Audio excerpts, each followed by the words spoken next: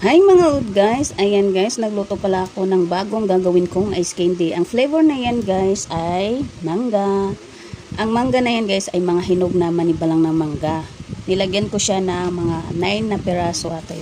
Kasi ang mangga na yan guys ay sobrang tamis na at pwede mong gawing ice candy. Ayan guys, so ang ice candy ko pala yung nakaraan ay ubos na kahapon. Yung ice candy na buko pandan. Yung buko pandan na yun guys ay ang nilagay ko din nakaraan nun ay buko. Buko naman talaga. So ayan na guys, ayan na nga oh. Kanina pa yan panay kulo ng kulo na yun. Hinalo-halo ko na lang yan siya guys. Hinalo-halo ko yan guys para yung pagkatapos ng pag lumamig na yan guys, ang kalabasan ng ating ice candy ay malambot siya. Hindi siya yung tawag nito parang may bubog.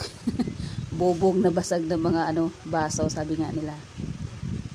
Ayan. So, ready na tayo gumawa guys. So, ayan na si Badiday. Nag-ready na siyang gawin ang kanyang ice candy. Ayan. Mag-isa lang siya, walang katuwang. Kasi yung bananas ko guys ay nasa Cebu. 4 days daw siya doon. Kaya ako lang muna yung nagtali-tali dyan mag-isa.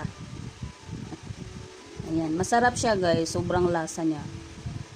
Bago ko kasi yan guys, titikman ko kung ano talaga masarap. Nilagyan ko pala siya ng condensed na mangga, dinagdagan ko na rin ng sugar at powder na gatas at yan na nga yung mangga natin hinog na talaga, sobrang tamis.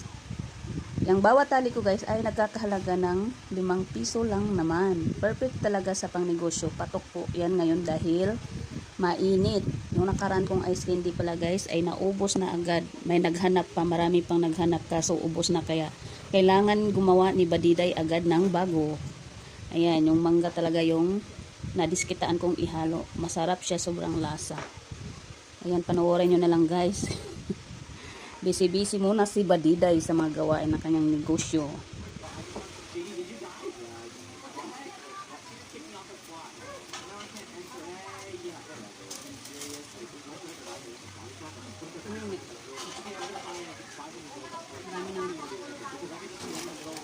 Marami pa guys.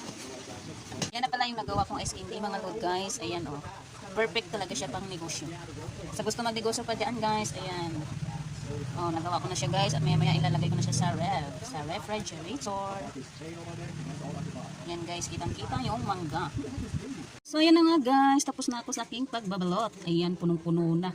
Pati sa taas. Negosyante talaga guys. Ayan, bili-bili na kayo. Ayan, patok to ngayon dahil mainit.